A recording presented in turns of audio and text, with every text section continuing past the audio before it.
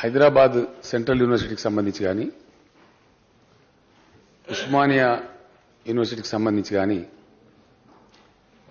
అక్కడ చోటు చేసుకున్నటువంటి కొన్ని పరిణామాల మీద చర్చ జరగాలని చెప్పి సభ్యులు వాయిదా తీర్మానం ఇవ్వడం జరిగింది. తమరు వాటిని తిరస్కరించారు. ఆ సందర్భంలోనే ప్రతిపక్ష నాయకులు మాట్లాడినారు, లక్ష్మణ్ గారు మాట్లాడినారు, ఎంఐఎం నేత అక్బరుద్దీన్ ఓవైసీ గారు కూడా మాట్లాడి,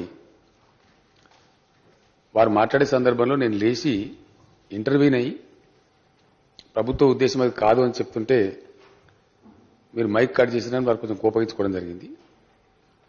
సభ్యులు పోడియంలోకి వస్తే దాని మీద తమరు సభను వాయిదా వేసి అందరినీ కూడా పిలిచి మాట్లాడారు.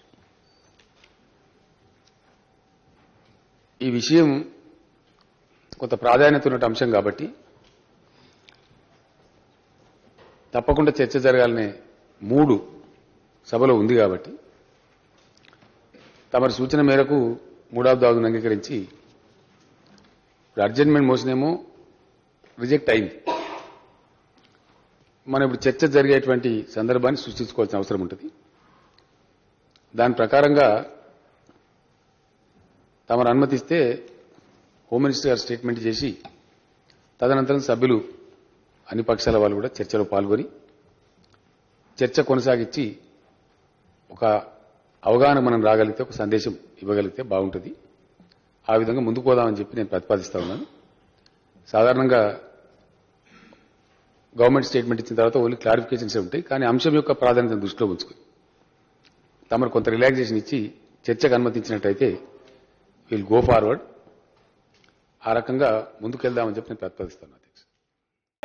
As a leader of the house, I have a right to intervene. When you are trying to interpret something, दलित का तौहीन है, उसमें मुझे इंटरफेयर करना पड़ता है. इसीलिए I only wanted to request you. Please. I was not stopping you. I wanted to request you. आप चाहते क्या है? आपका माइक कट नहीं करना था. मैं इतना ही जानना चाह रहा था कि आप चाहते क्या है. आप आपके मेंबर बुला लीजिए ना.